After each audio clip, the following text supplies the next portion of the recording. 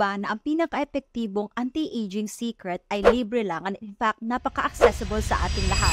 The beauty and the fitness industry keeps on selling you different kinds of products that promise you to look young. Pero ang totoong fountain of youth?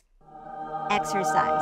Kapag regular kang nag-e-exercise, nagre-release yung katawan mo ng hormones kagaya ng endorphins and growth hormones. Alam niyo ba na ang endorphins are feel-good hormones that helps reduce stress? And ang stress ay ang pinakapangunahing sanhi ng premature aging. Samantala, yung growth hormones natin helps increase the production of collagen, which in turn improves our skin elasticity na pumipigil sa pagdevelop ng wrinkles. And finally, exercise improves blood circulation and our blood delivers oxygen and nutrients to our cells, including our skin cells. Kaya fresh and laging glowing tingnan yung balat. You must have noticed your post-exercise glow. So, kung ikaw yung tao na tamad mag-exercise, this is probably a bad news to you because you are going to be more prone to premature aging.